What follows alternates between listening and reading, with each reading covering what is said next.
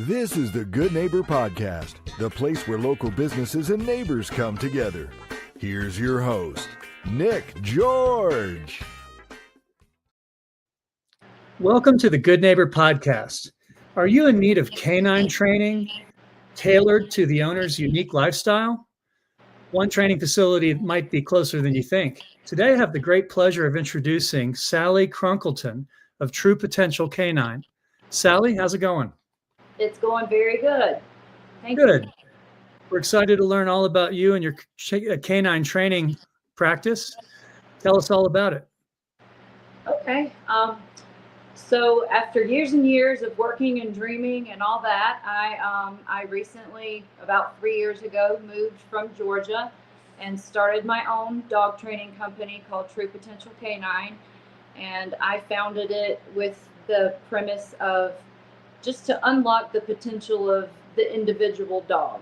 So it's not a one size fits all because they all have different personalities and each owner has different goals and needs with their dog. So that's pretty much what I want to do, whether it be you just want a well-mannered pet, you want a dog to go hiking with, sit at the brewery after work. Some people want to get into competitive sports with their dogs. So it's really tailored to what they as individuals want to do with their dog and what makes that particular dog tick. How did you get into this line of work?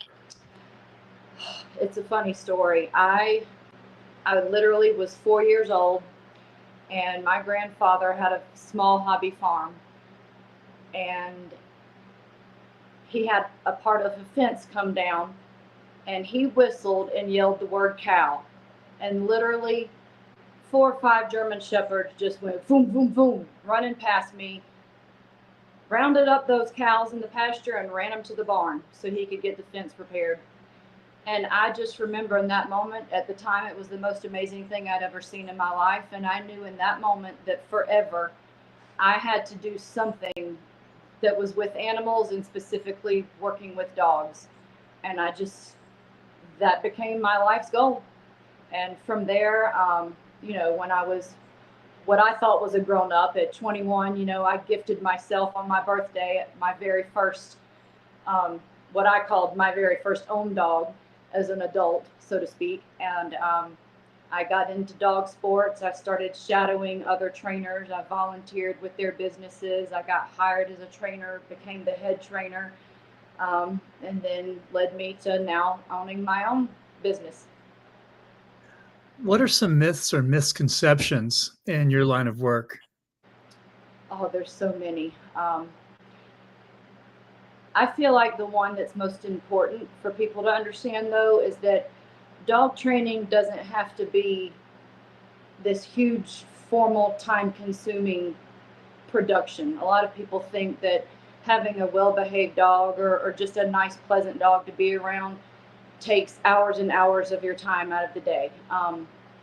Because every interaction that we have with our pets is actually an opportunity for them to learn. It's more of a lifestyle. So all the little things from the time you bring a puppy home or your new rescue dog from the shelter, learning, where we use the bathroom to where we sleep at night, what we can and can't chew on, all of those interactions with us are learning opportunities for the dog. And essentially those things are training. So when we look at it as in everyday life is the way dogs learn, then training's not so intimidating for most people. Who is your target customer? A lot of times target customers don't know that they're the target because they don't realize that they need your service. They think they can wing it. So who is the bread and butter you find that needs you, that you're targeting? And how do you do that? How do you target them now? So I prefer to work with people that are really motivated, and not to say motivated as in they want to spend hours and hours a day training their dog, because that's not realistic. We all have lives, we all have jobs. But I mean the people that really want to follow through versus those that are like, I have a dog and I don't want to fool with all the nuances of training, so take it for a month and make it come back and listen. I want people that want to do things with their dogs, that enjoy the lifestyle of dog ownership, whether that is just going on a hike and not worrying about their dog. I see a rabbit, I'm leaving you forever, and good luck finding me one day. And Especially in Colorado, a lot of people, I see so many dogs at breweries. Some are perfectly content and fine to be there, and some I feel like you might need a little coaching on, you have to get up and leave every 5 minutes when another dog comes in or whatever. So those are the people that really embrace the lifestyle of dog ownership. So it doesn't have to be I want to compete and do all the bitey sports or go enter all the fast cat competitions and dock dive. Just those that really embrace it as the dog is actually kind of part of my family, and whether I'm a police officer and my dog goes to work every day with me versus, I need my dog to be okay when the grandkids come over. Those people that really treat the dog as it's a privilege to have a dog and it's not just a piece of property that sits in my house. That's my target client. And I feel like the way that I best target them is I go out in public with my dogs a lot. I like to, once I've gotten a good read on my clients and their dogs, we'll move out of their home setting and we'll go in public. I call it field trips. We'll go places like Lowe's or, the stores that allow access to dogs that aren't just service animals, and kind of showcase what we're doing. And I like to frequent the same spots so that people can sort of see the before and after. And it draws a lot of questions and a lot of attention. Sometimes it's not the attention we want, but when I explain we're training and we're working through this, and I can talk about dogs as long as the day is, and I feel like I'm pretty personable, so I think that helps. But my biggest resource is word of mouth, because I'm not the social media queen. I don't live on the internet because I'm outside with dogs literally all day. So I'm not, and I'll admit that's a flaw of mine, I'm not the best about posting everything I do with dogs because I'm outside doing it. No, that's what people want to hear. A good dog person isn't living in the two-dimensional world all the time, so I get it. Which kind of deflates the next question I was going to ask you. Have you ever thought about doing your own podcast? I've actually been asked before by other friends and actually friends that have actually interned with me that now do their own thing with dogs. And I just keep saying, I just don't feel like I have the time, and I don't know that I'm that end all be all person, but because I feel like everything we've learned from someone else. Sometimes we learn what not to do or ways to tweak things, but I think maybe in the future, because I'm not a spring chicken. I joke and say I'm a summer hen now because I've been doing this for, sad to say now, 25 years. So physically, some of the things I do, I might not be able to do forever. So that could be something down the road I would look at doing. Because I know it's a big thing now. A lot of people, I follow dog trainers that I learned from, and I listen to their podcast, and I'm like, gosh, how cool. I'd love to just sit down and pick their brain on a podcast, but I've never thought about doing my own. Yeah, there's nobody that's really owning it in your industry in Northern Colorado right now regarding that. It's something that I've been thinking about since reaching out to people in your industry recently. What do you do for fun outside of work? Believe it or not, train my own dogs for various sports and other activities. I am also a big music buff. I love music, so when I get a chance, I like to go to concerts. I like to think that I'm trying to learn how to play guitar. I will not say I'm good or have mastered anything, but that's a fun thing for me. But no, I like dog sports for fun. I'm getting into some contract work. I used to be on a detection dog contract back in Georgia, and I'm going to pick up some PRN work. I'm doing drug detection, so I'm trying to start 2 dogs from scratch that have never done scent work. So that's a little side project I've got. I'm starting a training group here on my facility site with a sport called Working Dogs of America, known as WDA. The sport doesn't exist in Colorado. They recently held their national championship in Colorado Springs, but I'm the only training facility listed on their website. So we're really trying to get some awareness created on that sport in particular, because it's really fun and it's not breed specific. It's more of a kind of utilitarian. Would you repeat that? I didn't understand the lingo.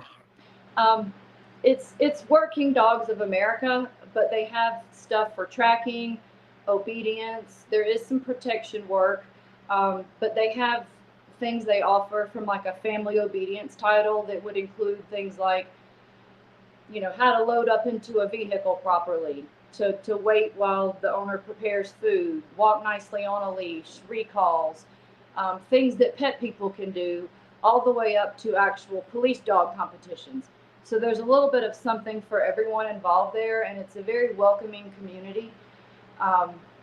And so I'm trying to get more awareness created about that in Colorado, and hopefully in the next year, maybe two, host on my own trials at my property. So that's a work in progress that we're trying to get going here in Colorado as well. So that's sort of my side project, and it's just fun for me. When you love something, it's not like work. Right. And Absolutely. then I have a small scale breeding program as well. I breed working German Shepherds. So I stay busy. That's but my I love favorite. dogs. It's a passion. So it's, I know people are like, you train dogs all day. Don't you ever want to get away from dogs? I really don't. I just really love dogs. I'm the dog lady. It's my favorite breed too. I get it.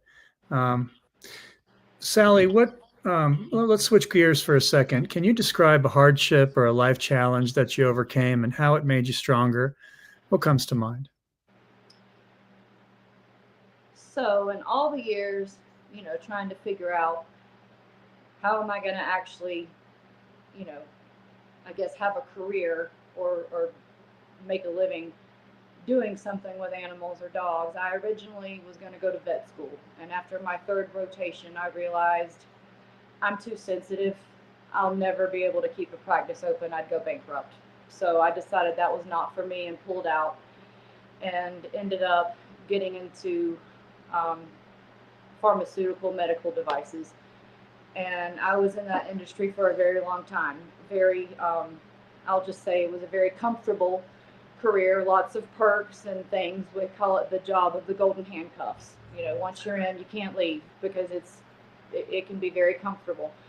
And I was still doing all this volunteer work and drugs by day, dogs by night, right? And it just got to be so stressful, in spite of all the, financial security and whatnot. And I finally was just like, you know what, I've got to just go for it. It's sink or swim. And I completely left that industry with just word of mouth, like, hey, I think I'm going to do this full time. So I helped you 10 years ago. If you know anyone with a puppy or a dog that's misbehaving, I'm going to do it for real. And it was a rough couple of years going from all that financial security to like, not only am I worried about, can I pay my mortgage? Can I even buy ramen noodles? But I never looked back. And then now I've ended up, and I've always wanted to move out west. So then, I had all these established clients in Georgia, and then I completely moved across the country where no one knows me. So I've, again, entered completely unknown territory. And it was a tough road. And right now I'm kind of starting over, but it's taught me I have a lot of don't quit and grit in my personality that I didn't know was there. So it's been totally worth it. I know what you mean. That's awesome to hear. Sally, please tell our listeners one thing that they should absolutely remember about True Potential Canine. I think if there's anything that stands out, there are a lot of dog trainers out there, and everyone has something really great to offer. I think for me personally, what I try to do that's a little bit different is, even though we offer, like here's a training package, but each package does not entail the same thing. Like I said, I want it to be individualized based on the dog owner's needs, but also what that individual dog is telling me motivates them or what works best. Some people might have a dog and say, I really want my dog to, do really good in dock diving. If that dog is terrified of water and not motivated to chase whatever is tossed into the pool, that might not be that dog's jam. That dog might be better suited for scent work, where they do, the AKC competition for nose work to scent tree oils and such. So I like to tailor things. Your dog's doesn't necessarily need a package every time you call me that's going to teach them to sit, stay, lay down, come when called, and walk on a leash. Yes, all dogs should know that, but some dogs already know some of those things. So why would I waste your money to teach something that it already knows when you could be going above and beyond and having so much more fun? So I like to open the doors for people, and also don't wait until there's a problem to call a dog trainer. It's never too soon to start. You want to set a good relationship with your dog to where you have an understanding and the dog likes to do things with you, and it's not oh God, here's a command again. It's like, we have so much fun together, I just want to listen to you and be with you, because it gives us all these opportunities to go out and see the world. So it's not cookie cutter. It is tailored very much to each personal want, need, wish list. Sally, how can our listeners learn more about True Potential Canine online? What are all the ways? So they can go to our website, truepotentialcanine.com. We have our Facebook page, of course, that's just True Potential Canine. They can also find us on Instagram. The handle is truepotential_canine. And then, of course, they could just call me at 970-632-7778. Thank you very much, Sally. Thank I really you. appreciate you being on our show, and we definitely wish you and True Potential Canine the very best moving forward. Thank you so much for having me. It was great to speak with you. Thank you for listening to the Good Neighbor Podcast. To nominate your favorite local businesses to be featured on the show, go to gnpfortcollins.com. That's gnpfortcollins.com. Or call 970-438-0825.